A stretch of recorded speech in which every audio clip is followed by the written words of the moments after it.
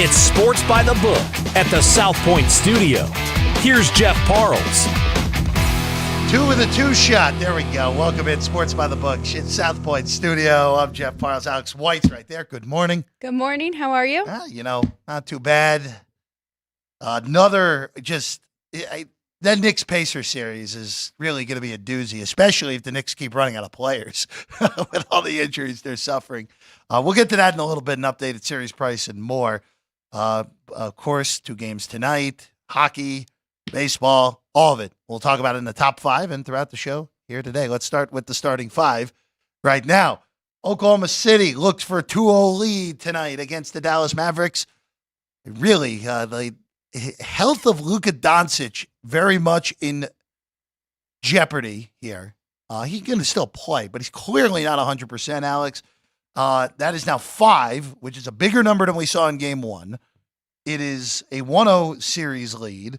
2-18 the total in this one. And remember, Alex, Game 1 of this series, very much, the only reason it even got close to that total was because OKC got to 117. Before they pushed it out, it was really not close to going over that total. Right, and a very slow pace, 93.5 there, but not a huge difference from the first game, right?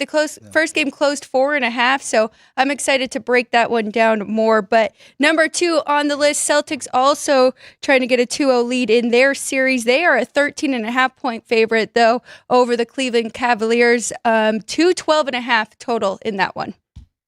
Just end this series as quickly as humanly possible, Boston. We don't need to be watching Cleveland anymore.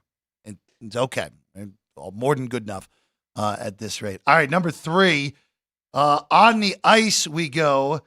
The New York Rangers up 2-0. Carolina right now is a $1.60 favorite, and they will have a new goaltender in net. Peter Kochetkov will get the start for Carolina, Alex. A little bit of a shakeup for the Canes down 2-0 heading home. Just don't say it's a panic move because we have seen him play a lot of games for Carolina this year. So we'll see. I mean, I would have preferred they do it in Game 2, kind of switch him off, but we'll get to that, of course. I picked my words carefully for that reason, Alex. You knew. Number 4 on the list, Game 2 in the Western Conference. Wow, we had a great game for the first one. The Avs came back and won that one 4-3 in overtime. Stars are favored at home again, $1.30. Total 6.5, juice to the under, -120. Number 5, baseball today. We have a 6.5 total. We always love when that happens, Alex. Pablo Lopez, Logan Gilbert, your pitching matchup in Minneapolis at Target Field today. 6.5, Alex White. Isn't that a lot of fun? It is 7 behind us now, but it was 6.5 legitimately about 5 minutes ago here at the South Point. And that's why this is on the starting 5. This is the pitching matchup of the day. Minnesota, $1.21 favorite at home, but yeah, both pitchers very good. Gilbert, 3-0 on the year, ERA 1.69, and Lopez 3-2 with a 4.3 ERA, but he really hasn't had his best stuff yet. So we're expecting a positive regression for him to come. He is still one of the best pitchers in baseball. He just has had a rough start to the year. Again, Logan Gilbert stuff. Seattle should be so much better than they are with their high-end starting pitching. Their offense it's been all over the map so far this year, really, because Julio Rodriguez has not been Julio Rodriguez so far this year through the first month of the season. That is the starting 5 here today. Again, a little shorty show for us today because Gone Racing with our good friends, Brendan Gahn, Jeff Motley, getting you ready as always. Alex, looking at last night and some updated series prices in the both the NBA and the NHL, starting with the NBA first. Right now, the Knicks, they win game number 2. In the process of winning game number 2, down double digits at halftime, come back and win and cover. Game, by the way, both of these first 2 games have been super duper overs. And the adjustment for the game 3 total, I'm still not certain is enough. We'll get to that in a second. The Knicks are now -380 behind us. OG Anunoby left the game, didn't return with an injury last night. Jalen Brunson injured his foot in the first half, and in the postgame interview with Chris Haynes, that answer was not exactly what you wanted to hear. And I got to try to be ready for Game 3. This is one of those circumstances here where the Pacers return home. They have not lost yet in Indiana in the postseason. They're 3-0. I'm still in the boat of this is going to be 7 games, 7 home team wins in this series, Alex.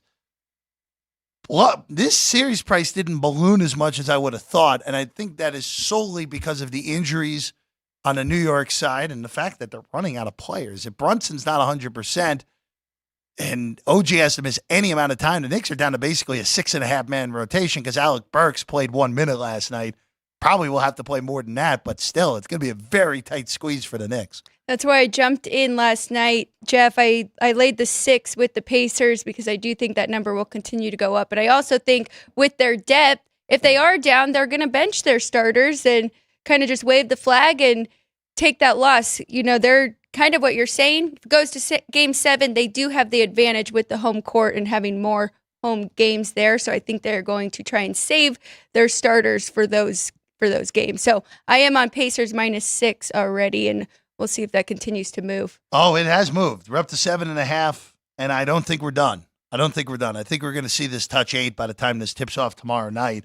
We'll have the full breakdown tomorrow of that game, but it is very interesting to see just again, I don't want to say zigzag because that's not the right terminology for this circumstance, but when the home court swaps, Indiana's home court's worth some points. I don't know if it's worth as much as MSG, but this thing's going to keep climbing. I also like this game over, too. I know that we've gotten 2 overs. I know there will be a point to come hit this series under. Yeah. Indiana's just letting the Knicks get to their spots.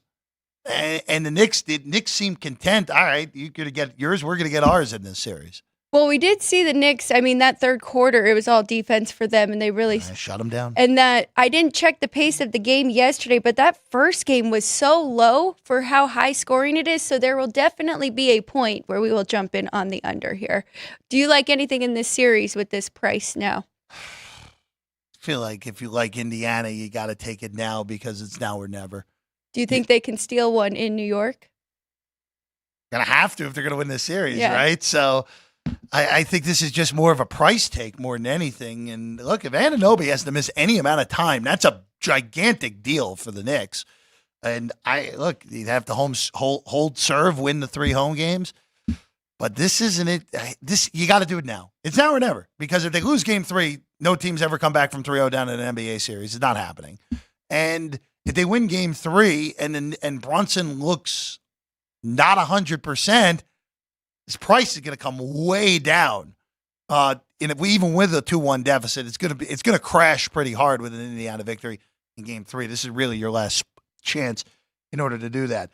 The other NBA prices again now Dallas +210, Thunder -250. That's the same as it was yesterday. We agree. If you like Dallas, probably time to do it here in Game 2. If they're going to steal one at OKC, it's probably tonight. Cavs are 18-1. Yeah, not good enough. Celtics are -8,000. And then some people have bet the Nuggets. It has gone down 25 cents, +450 to Denver, -600 on Minnesota. Game 3 in Minneapolis tomorrow night, Alex. Yeah, I think that's just the defending champs, right? Yep. Thinking that they still have a shot here, but that's tough. It's tough to jump in now with them down 2 games and how good the Timberwolves have looked, especially defensively. And then on the hockey end of things, last night, Boston just gets annihilated in South Florida by the Panthers. And Friday or Wednesday fight night in Sunrise as well. Chuck and Pasta going after it yes. in the third period. Not a Matthew Tkachuk's first go around. Let's just go with that, to say the very least. And then Edmonton. I mean, what was that last night? You have a 4-1 lead against a team that had no ability to create scoring chances in this postseason, and you give up 4 unanswered.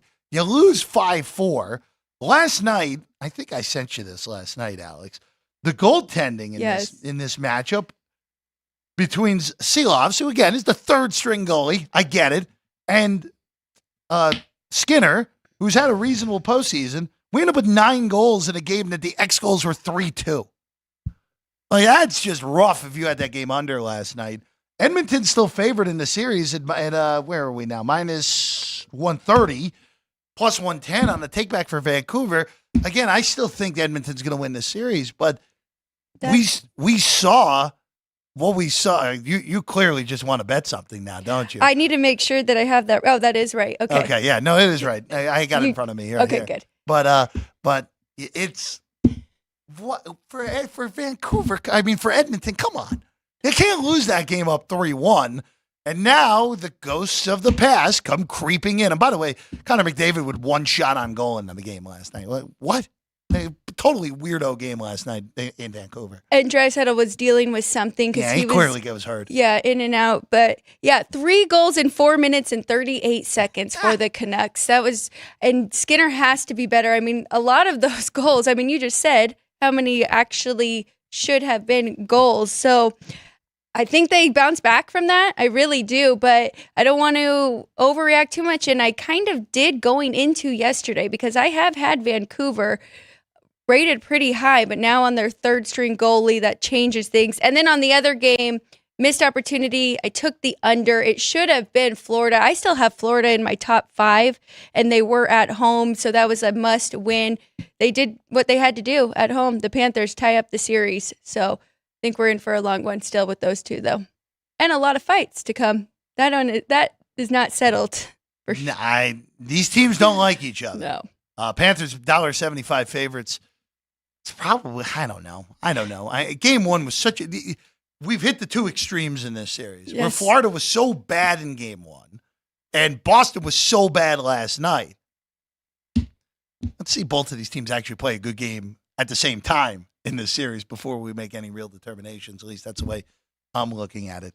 The other 2 series prices, and we'll dive into the 2 games on the ice tonight since we're here.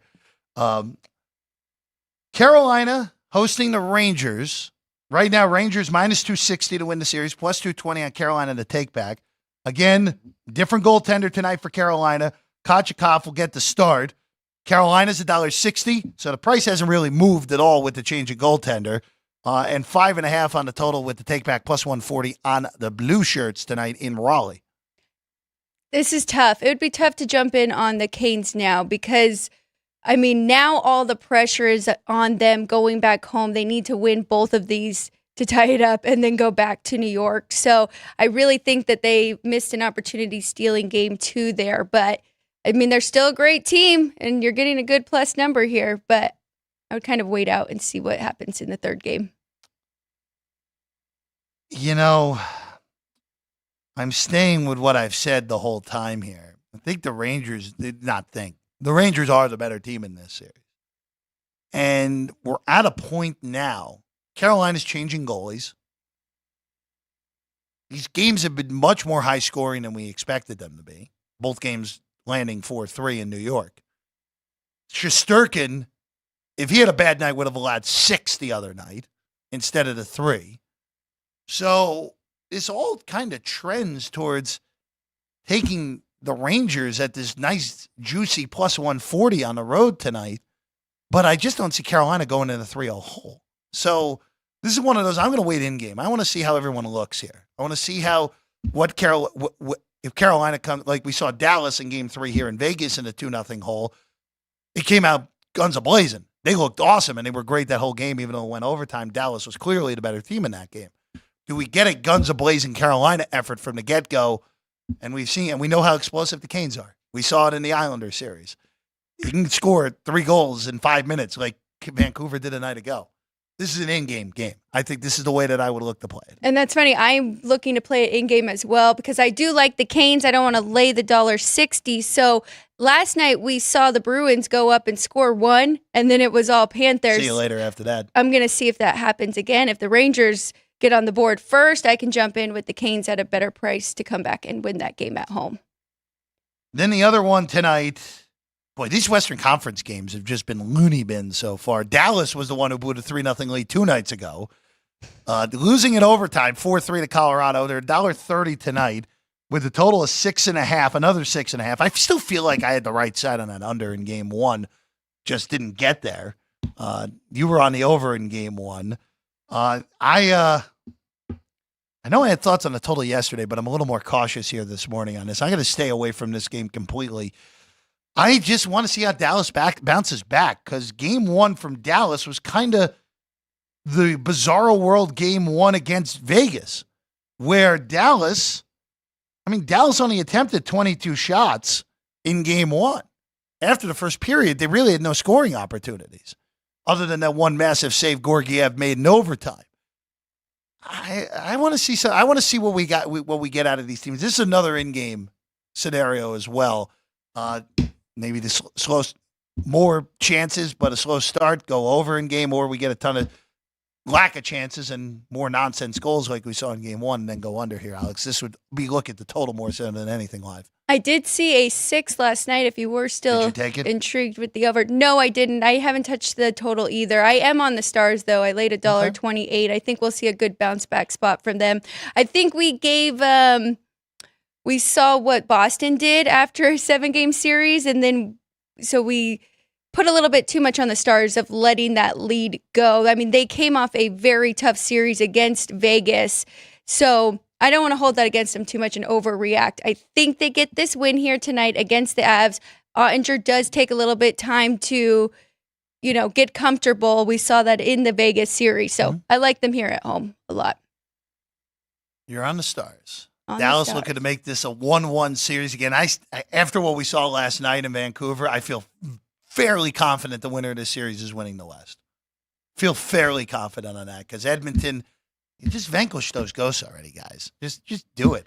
And Vancouver, I'm not buying them against either of these teams at all. There's only look, they've been so solid on the back end in front of their goalie, but at some point, the dam's going to break for Vancouver, whether it's this series or in a West final against either Dallas or Colorado. To the association, let's go with the first game, even though it's the second game on your rotation numbers, 567, 568. Boston and Cleveland, game 2. Game 1 probably went about exactly as I would have expected, Alex, where the Cavs look like a team that just doesn't belong in this circumstance, and the Boston Celtics look like the best team in the NBA, like they've been for, if not all of the season, most of the season here. It's a big number again, sitting at 13.5. Total at 212.5, down a half a point from the opener. It's just a matter of this, Alex. Do you think Cleveland's going to do what Miami did and steal game 2 and then get gentlemen's out the rest of the way? Or are they going to lose tonight and steal game 3 at home, or not even steal game 3 at home, hold serve at home in game 3 before losing games 4 and 5? I think that's really all the question is, more so than anything here. And for me, it's really, can they cover that spread? And now you're getting 13.5. But the big question mark is if Garrett Allen is coming back, because he is a huge part of that team on both sides of the floor. Averaged 17 points, shooting 67%, and had 13.8 rebounds in the 4 games that he played against Orlando. So it doesn't look like he is coming back yet for game 2. I read something that he is in a lot of pain with his shoulder, so I'm not going to bet on this yet. But again, the Cavs 7-game series against Orlando, tougher than they expected. So I don't want to overreact too much with that first game. I am in the ballpark. The Boston Celtics are the best team, so that makes it a little bit tough. But that many points, double digits in the NBA, kind of got to pick your spot. And I think there'll be a time when there will be some value there with the points. I think for Allen, again, defensively speaking, Cleveland, as good as Evan Mobley is defensively, you have Allen in there with him. It's very difficult to score in the interior against Cleveland when they're both there. We've seen that. We saw that all year. It's part of the reason the Cavs were, for the majority of the season, a good quality basketball team.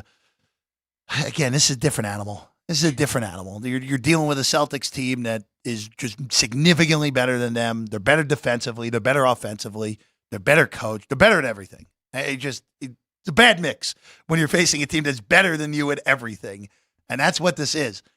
13.5 steep, but we saw Boston win pretty comfortably in game 1 by 25, and there's no reason to think they can't cover this number again. I don't know if I'm going to do it. What I'll probably do is hope Cleveland gets out to a nice start and lay a shorter number in game, but I do think Boston wins this game by double digits. It's just a matter of getting to 13.5 or not. The other game tonight, Oklahoma City looks for a 2-love lead at home against Dallas. Again, Luka battling injury. He's obviously going to play, but not his full ability with the injury. 5 on OKC, 218, Alex. This game went under in game 1. I don't know if I want to go under again in this. I just, one of these games is going to be played in the 240s.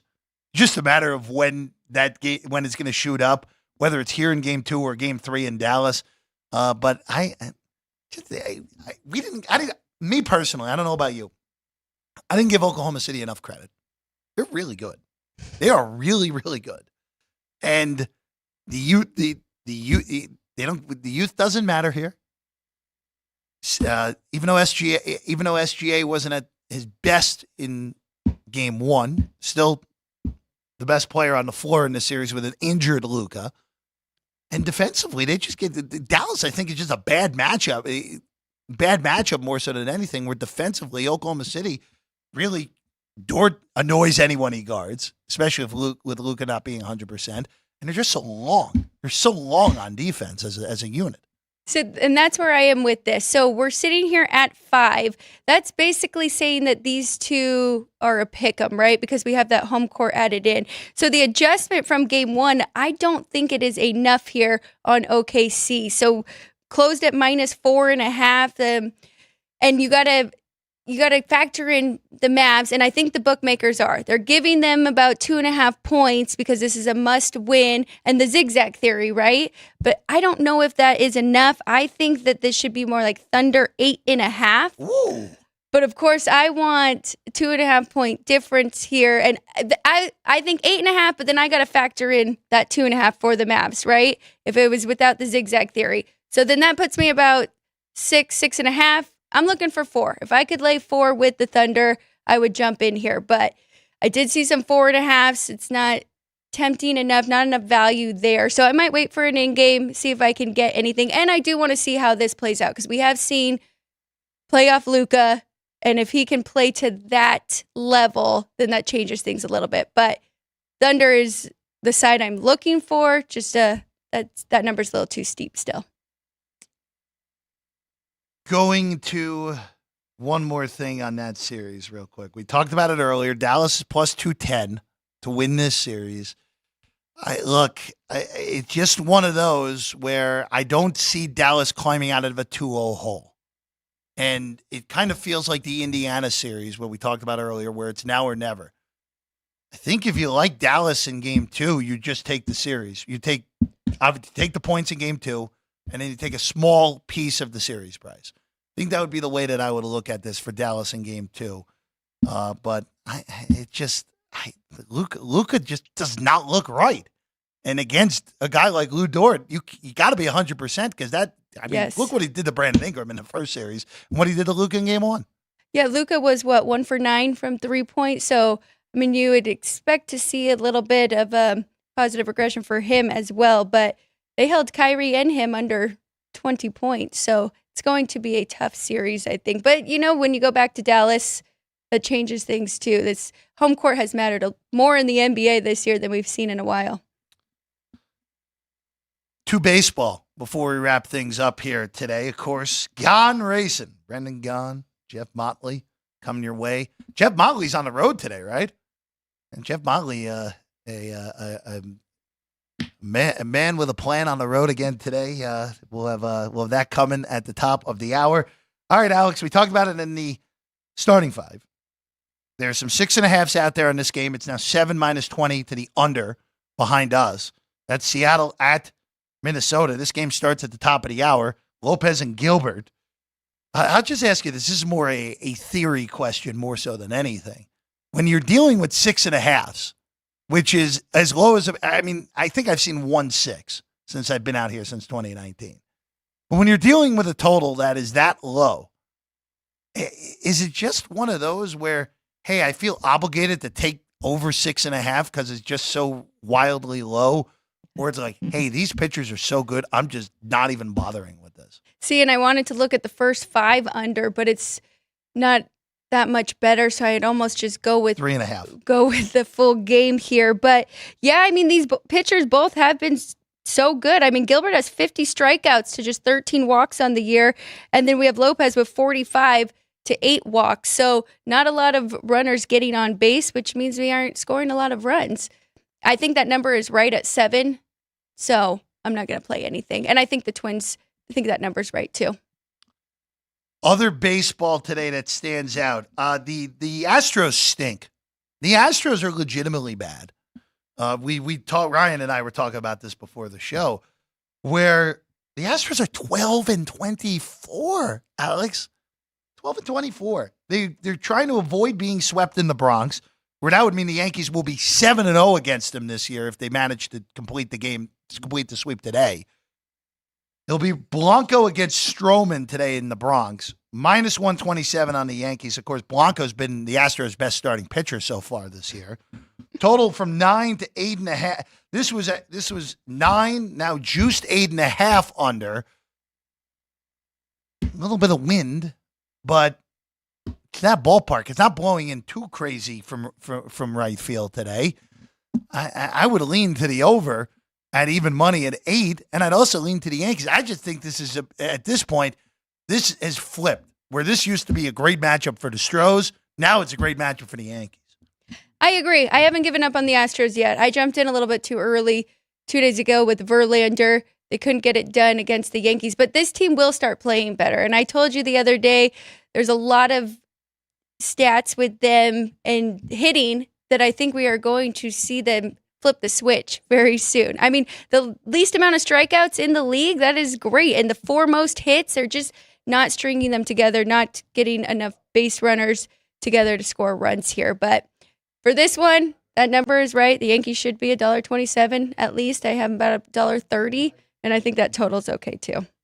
The other game that stands out to me today, Alex, we're going to Anaheim, the Royals taking on the Los Angeles Angels. It's Reed Detmers for L.A. and Michael Wacha for Kansas City. I think this price is quite good on KC. I thought this should come in the $1.30 range, even on the road. Angels are a mess. KC hits left-handed pitching well.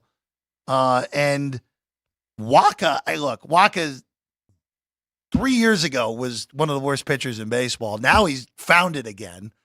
$1.14 seems cheap on Kansas City, so I like the Royals in this one on the road against the Angels. I got to push back a little bit with The Angels are a mess. The Angels? Yeah, they won yesterday. Oh, woohoo! Oh, what? They're now in what are they now? They're a hearty 14-23, Alex. I mean, we expected them to be like the Marlins and the White Sox. Well, I didn't expect them to be that bad, but this is I guess I did. I thought again. Well, first off, we can't leave Colorado out of things. Come on, now. That's right. And the It's Rockies, very who finally, that was last week. They finally did not trail in a game. It took them 31 games in order to do that. Oh, that's even better. Good. Happening against Pirates have a pitcher playing tomorrow, though, so maybe they can turn things around. Skeens is Saturday, right? Yeah, Skeens is Saturday. Sorry. Yeah, Paul Skeens, of course, the number 1 overall pick in last year's draft, who has been mowing down AAA hitters like crazy, will make his major league debut on Saturday in Pittsburgh against the Cubs.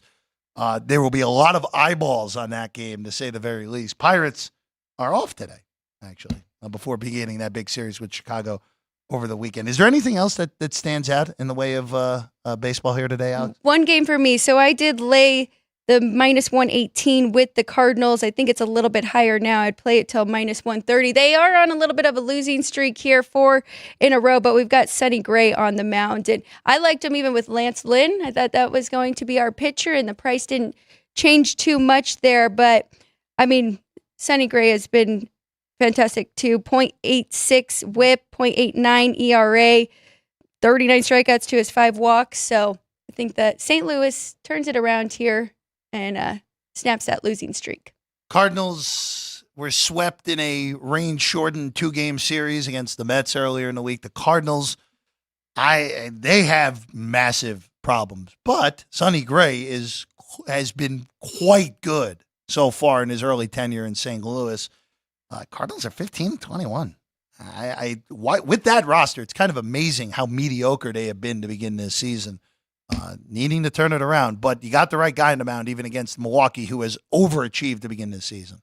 Yeah, and against Myers, I just think it is a big pitching advantage here for. I agree with you. I agree with you. I just don't like laying a price on the road with a team I don't like, even with how good Sonny Gray is. What do you mean? One more win than the Angels? That's not enough for you? Well, I said the Angels are a mess. Yeah. It makes the Cardinals a mess too, I guess. Yes, all right, that's our show here for today, because Gone Racing is coming your way in 29 minutes from now. Brendan Gaughan, Jeff Motley, get you ready for this week in NASCAR.